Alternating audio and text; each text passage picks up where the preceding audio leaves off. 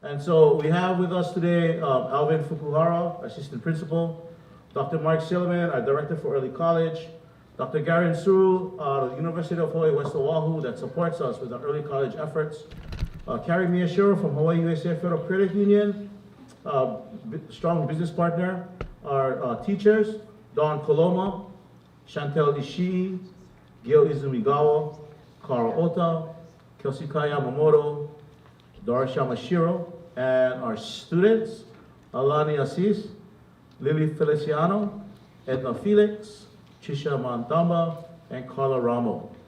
Thank you. We give them a round of applause. They're going to be sharing a little bit about what we're doing. So,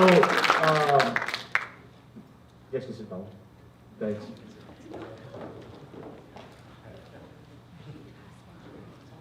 What I'm going to do is, the structure is, we'd like this to be a little more interactive, and rather than listening to me a lot, I think it's really important that you get a sense of what we're doing at Waipahu from the people who are actually doing the work and making things happen. It's the teachers and students in our school, together with our post-secondary and business partners. So we'll be sharing a little bit about what we're doing and how we're doing at Waipahu and based on what. And then we're kind of going to break out into smaller groups. And so you can kind of be thinking about which group you'd like to join. We would have one on early college, we have one on our career academies, and both of those groups have students in them. And then we have our business partners and our administrators and how we leverage those supports to help make things happen in our school. So we'll try to do 2 sessions, so a brief overview of what we're doing, kind of break out into those sessions, 2 rounds, and then feel free to ask any questions you want. Then we'll come back and do a quick closing. Okay, and that'll be our session for today. So, in developing a culture of innovation at Waipahu, we started out with a common focus and looking at the beliefs and values that we had and that we embrace at our school. We thought that everyone has experiences throughout their lives and a variety of experiences. And through those experiences, we shape who we are and what we believe and what we value. And so it's, how might we then, as a school, provide experiences for our teachers and our staff, as well as our students, to help build those opportunities and reflection to look at how we can better align what we believe in at our school, at Waipahu High School, and what kind of culture we want, and for what end, and to support our students. So about 7 years ago, we did take a look at the learning points. This is from Dr. Meg Wheatley. And looking at chaos as an essential process by which natural systems, including Waipahu High School, renew and revitalize themselves. And the importance of information and getting information out there. Because in the absence of information, sometimes people make their own conclusions, right? So we want to be sure that we flood the system with information and that relationships are important and the discussions and the opportunity to network and talk with each other, as Dr. Wagner shared this morning, is critical. That relationship component is so important because that forms the foundation for trust in our school. And how we use that to re-energize our teams and ourselves. And then embracing the vision as an invisible field. So the example that we kind of use is that of Disney. I walk into the Disney store, and even if I'm upset about something, you walk in there and that person greets you, that young person normally greets you at the door, and welcome to Disney, and she's smiling, and you hear he or she is smiling, and you hear the music. After a short period in that store, I start feeling better, because everyone in there is there for the same reason. They're looking for a gift. They're looking for something that they want to give back. They want to give to someone, right? Or they want to buy something. But there's that energy, that positive energy in Disney is contagious. And so by the time I walk out, no matter how upset I am about anything, I'm feeling good, and I greet the person going back on my way back out.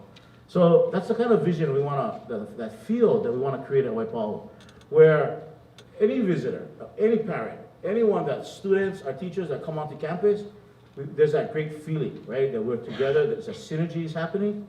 And so that's what we strive to build. So it's that common focus and belief and values, as well as embracing the big picture. And so when at Waipahu, there was a lot of work done on smaller learning communities, extensive work. Teachers worked really hard.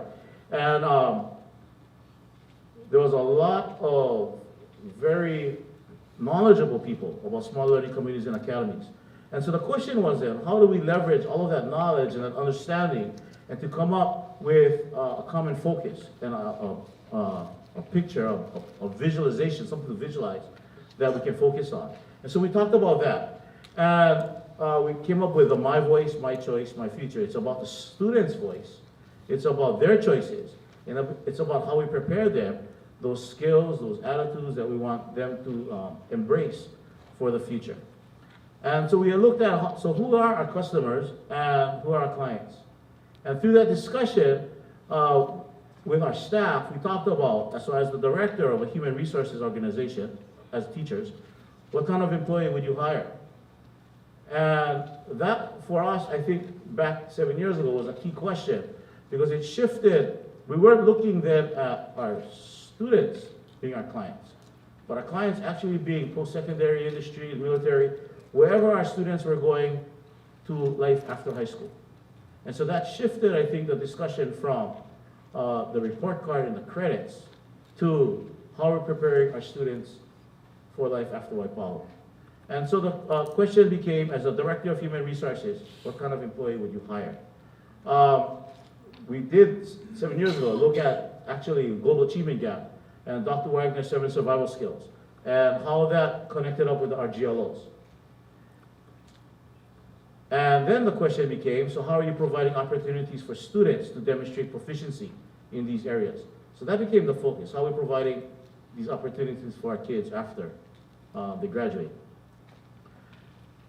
So we need a common visual that we could share with all of us at Waipahu, our school community, as well as our legislators, our community, the Waipahu community, anyone that connected with Waipahu.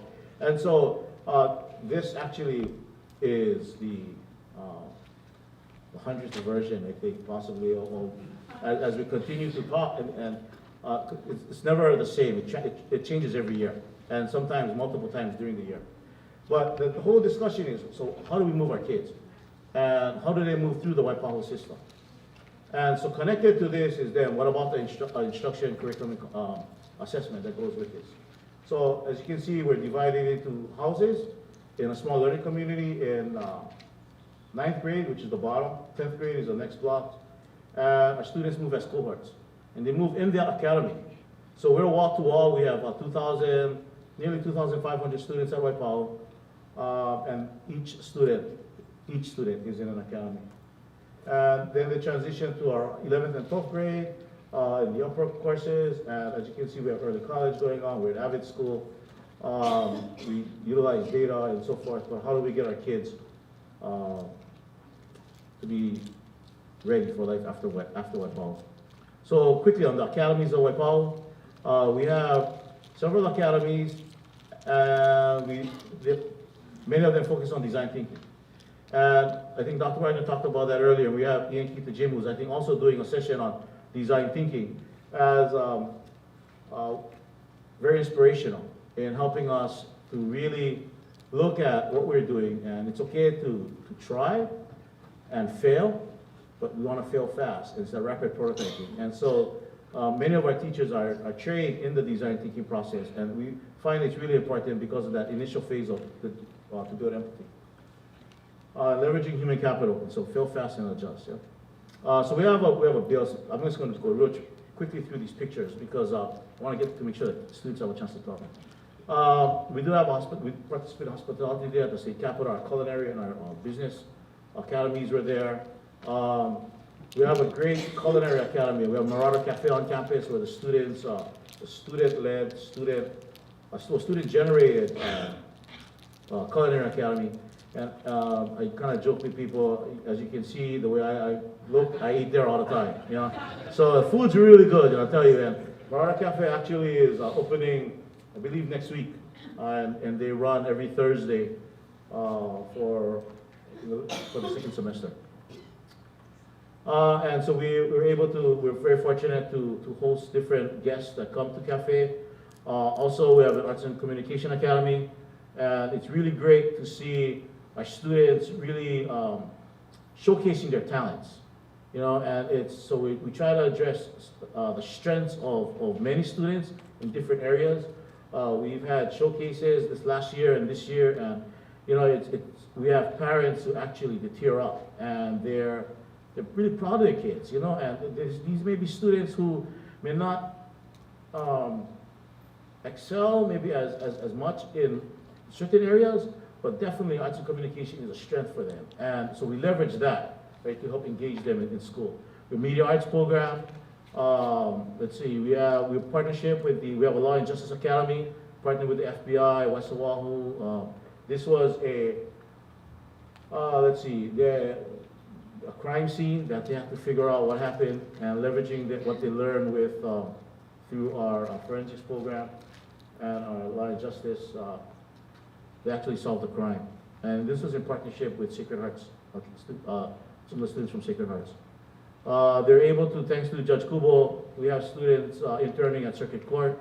Again, that's their passion, right? They look into the field of law. We have an engineering academy. We're actually in discussion right now with Bridgestone and Firestone, so hopefully we can get a service center going at Waipahu. We have a teacher education academy, where students in that academy, the junior and senior, they go out to the schools in Waipahu, and they work with our elementary and intermediate with teachers. And it's a win-win, because they get experiences and opportunity to see if that's what they want to do, and they want to follow their dreams in that area. And the teachers that they work with get high school kids to help them tutor and work with other students. We have an engineering academy at Waipahu also, and one of the projects I just found out that they're working on is a tiny house project in partnership with SSFM. And I believe they're going to be presenting at the BIA conference and actually building tiny home and family. Let's see, we have two national accredited academies, the Health and Sciences and Natural Resources. Health and Sciences Academy, nationally certified. We partner with Lawrence Livermore National Lab and Rutgers University in biotech research. We go to international competitions. We have Academy of Natural Resources, again, also nationally certified. They're in the Pahola Natural Area Reserve, and doing work that they're passionate about in reforestation efforts. So again, looking at that culture at Waipahu, embracing that big picture, getting everyone on the same page, and then building that sense of trust. And our teachers working together with each other, with our administrators, and with our students and their parents. And looking at successful failure. And it's okay to fail. And Dr. Wagner talked about that today. And that's what we believe in. We're gonna try, right? And if we try something that's in line with what we believe in as a school community, and we're not successful and we fail at, it's okay, right? But it's okay as long as we figure out what we did wrong and we try it again, right? As long as we're looking at what's in the best interest for our students. It's about our decisions focusing on our students and where we want, the opportunities we want to provide for them in life after high school. We shifted from the question of what do you want to be when you grow up to what kinds of problems do you want to solve. Because what do you want to be when you grow up kind of tells our students who they want to work for, but we want them to think outside the box, and we're looking at kind of creative opportunities. That's the kind of questions we want them to address. Because they identify the knowledge, skills, and abilities that our students will need. For our students to take ownership of their learning, to create mastery of the most critical skills that our students need. Opportunity to leverage experiences and to think about purpose. And that's really important, and it falls really well in with what we're doing with our academies and our early college. And it's about giving back. Right? It's not about our students, it's about where they're going and what they're going to do. But as they're successful, what do they do with that, right? How do they give back to their families and to mom who may have been working 2 or 3 jobs? How do they give back to their community? How do they give back to their high school, Waipahu High School, right? And so it's about that, right? And so we want our students to be thinking in that area. It's about moving them from passion to purpose, right? From what they're passionate about to what purpose do they serve, right? And how do they give back? So it's about the my voice, my choice, my future.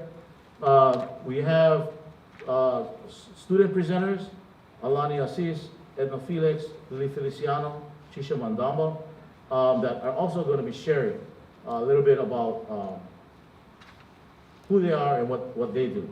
I may have gone out of sequence. I'm just realizing right now that I had some early college slides in there.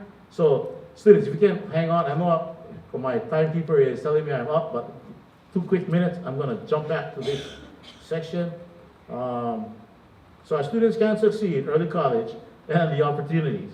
And what we're doing at Waipahu with early college is in large thanks to the McInerney Foundation and the support that they give us. Over the last 4 years and going into the next 2 years, $1.65 million to support our students with our early college efforts. And it's to support students that, again, giving them opportunity. I'm gonna go through this real quickly. Let's see, leveraging dual credit options. Dr. Silliman's here, who is a visionary for early college at Waipahu. And it's about changing the trajectory of our students and families and eventually their communities. Yeah. So early college progression, we started in 2012, and these are the courses that we're offering for our students now. And looking at what we're doing in early college, as you can see, the number of students that have participated at Waipahu has really increased. I think Margaret, like 600, about 600 students taking early college credits. So 2012, and as you can see, the numbers have really grown in our school. Okay, we're also looking at the class of 2020, our STEM Olympians. Hopefully we'll have students graduating with their associate's degree 2018, associate 2018, and 2020 graduating and accepted to College of Engineering at Manoa as juniors. We have a National Honor Society, not only at Waipahu, but at all of our feeder schools. And so they help to also feed our early college program. It's about also service and mentorship and how we, again, giving back. And so without further ado, I want to turn this over to our students, who actually are the reasons why we do all of this. And it's about that my voice, my choice, my future. And so, let's see. Ladies, if you can please come up.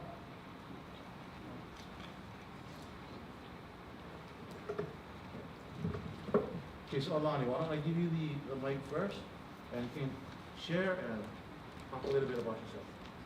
Okay. Good morning, everybody. My name is Alani. I'm a junior at Waipahu High School, and I am in the Arts and Communication pathway. So, talking about pathways, I believe that the most important thing to remember about these pathways is that we learn information, skills, and we get to hone our ability above and beyond what's actually in a textbook.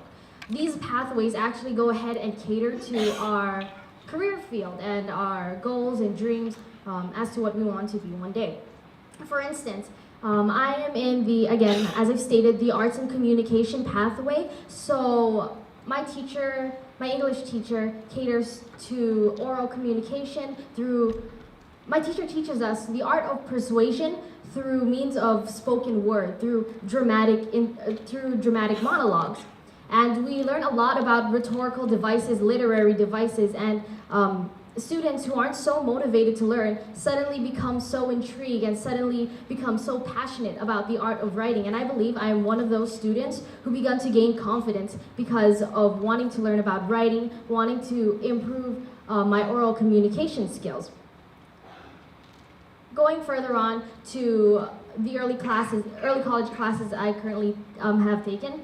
My favorite one would have to be Speech 151 because, as I've stated, I love talking and I love persuading others and the art of argumentation. In fact, I first got into debate in Speech 151, and now I am in the speech and debate team. And we go ahead and compete with other schools across the island and across the state through debate and speeches, and we furthermore get to learn about argumentation, persuasion, and as I've stated earlier, all this good stuff. And this is where I found my love for law and politics and current events. And in fact, this past summer, I have been on an internship with the district court under the supervision of Judge Kubo. And taking all these into consideration, all these programs that Waipahu High School has offered, for me, I get to use this for my future career.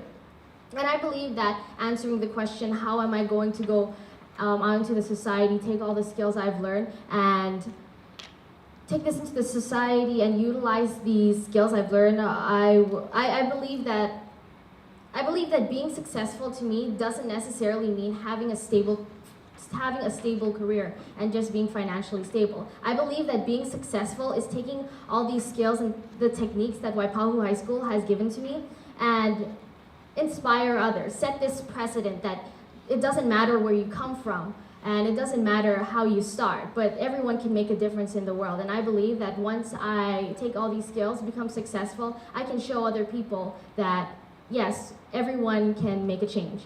And this is the most empowering thing I've learned at Waipahu High School. Thank you very much. Thanks, Alani. Okay, next we have Edna Felix. Hello, my name is Edna Felix. I am part of the Academy of Health and Sciences and I'm the president as well. So I'm a junior attending Waipahu High School and I've already experienced a lot of stuff. I went to a lot of conferences. I went to Jeju for the Student Youth Forum and we talked about climate change and all those different topics. But I feel like what makes Waipahu High School so great is the many opportunities that it has because I've done so much early college and Dr. Suleiman has pushed us to go for our associate's degree, so I'm aiming that while I get my high school diploma. And what makes Waipahu High School so great is the many clubs that it has and how it prepares me for my future career and for what I want to major in when I go to college, and which is either nursing or go more towards the scientist side. But what we have for our clubs is HOSA, which benefits me because it inspires me to go out there and help more people in the community. When I started high school, I was a shy person, and I wouldn't imagine myself speaking in front of people right now. But my teachers and classmates has encouraged me to step outside of my comfort zone, to really try the many opportunities that Waipahu High School has. And my teachers helped me to strive because in the Academy of Health and Sciences, it doesn't just feel like, oh, the teachers are there to give you assignments or homeworks. It feels like it's an actual family, which makes it so great because you know you can count on your teachers and your classmates for help. You can go to them to speak about your problems or just when you feel overwhelmed about all the things that you have to do. And what makes the Academy of Health and Sciences feel like a family is the many activities that we have, which is like Olympics and gingerbread house making. We also are given the opportunity to go look into different careers. They show us what different careers we have in the Academy of Health and Sciences by having career day or college preps and stuff. And being part of the AVID, because I'm part of AVID, and it helps me because it prepares me for the college life and it brings out like the reality of how it's going to be like, and that's why it ties into early college as well. But all of these prepares me for what I want to be when I grow up is because it tells me how it's going to be like. I get like a feeling of how college will be like, and it doesn't like make it hard. Like it's going to be easier, I guess, because I'm going to be more prepared. But that's why I feel like Waipahu High School is so great and it's so empowering because of the many opportunities and chances it's given me to go outside of my comfort zone, to be more outspoken. Yeah, thank you. Okay, Lily.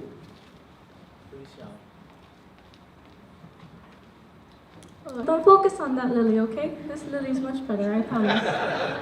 So, aloha everyone. My name is Lily Feliciano, and I'm a senior in the Academy of Natural Resources.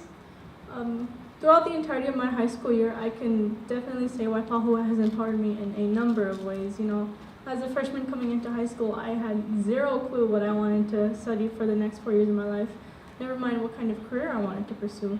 But Waipahu does such a good job with variations between the academies and what classes we can take, that with 4 whole years to explore, by the end of it, I'm pretty much good. You know, Waipahu has been a very good gateway for students to figure out what they want to do. So, for example, myself, I know now that I am definitely interested in conservation. You know, I want to be out in the fields working. I would love to be working in plant nurseries and laboratories. As for the question, what kind of problems do I want to fix? I want to fix things like our polluted runoff and the degradation of all our natural forests. So that's something about me. And, if I were ever able to talk to my 8th grade self and, try to communicate with her, I guess, in a sense, she would not recognize me as the person I am today. She would have no clue who I am. She'd look at me and ask, "Who are you and why do you like plants so much?" And I wouldn't be able to explain, but my point here is Waipahu does such a good job in preparing our students that I am definitely not the same person I was 4 years ago. So moving on, as a sophomore, I remember one of the first presentations I ever had to do was an 8th grade orientation. So it was my job to sort of sell the academy and promote ourselves. And one of the things I said that has stuck with me ever since is what I want to get out of high school is the ability to be a bigger part of a bigger picture. I want to have a bigger voice in my community. And I can safely say that that is what I have been delivered through high school. Our teachers are amazing. Our faculty is amazing. If not for our faculty, I would not be here on this stage, and more importantly, I wouldn't be making the connections that I'm making in the field of conservation. I'm working with the Department of Land and Natural Resources. I'm meeting up with these scientists from Leeward Community College, and more specifically, without the teachers, I wouldn't be able to talk to adults, which is still a very scary concept for me to do right now. So thank you for bearing with me. But to sum it all up, Waipahu High School is an amazing school. We're doing a very good job, and empowered for life. Yes, okay.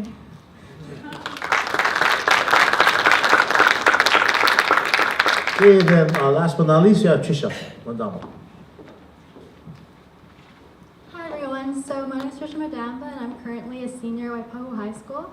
So I'm actually new to Hawaii. So I was first born in Philippines in a family that once lived in poverty.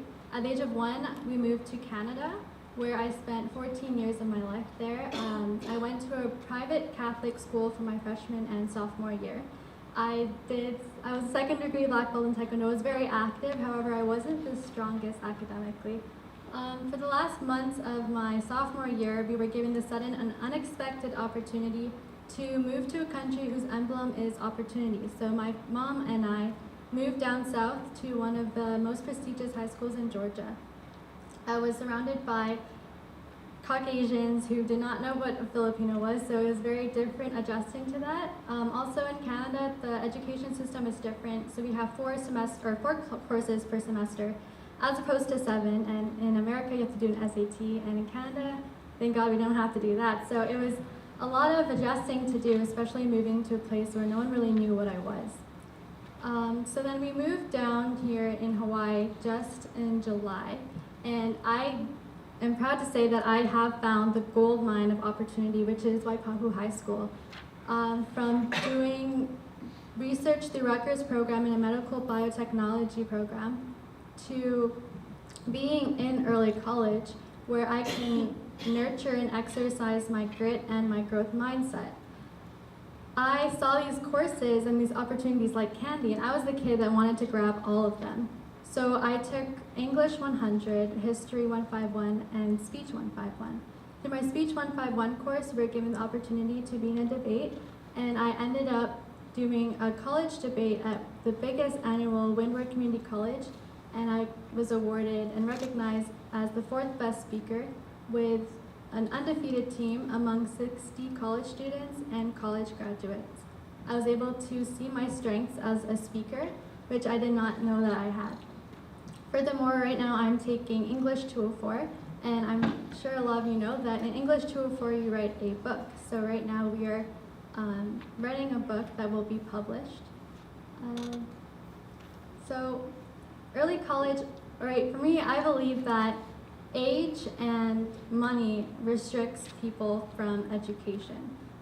However, I believe that early college strips that restrictions because age does not define maturity. In our education system, we believe that, oh, if you're 9th grade, you have to deal with 9th grade math. Or if you're in the 10th grade, you have to do 10th grade English.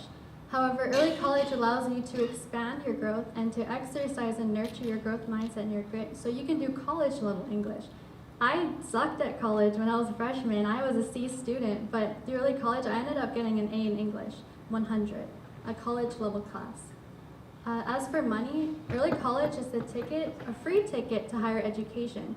And I think that's so important, especially in Waipahu, where there's people who cannot afford it, such as myself, with the burden of living in a family who wants in poverty. So early college has been a tremendous impact in my life, as it strips away those burdens of age and financial aid. Thank you.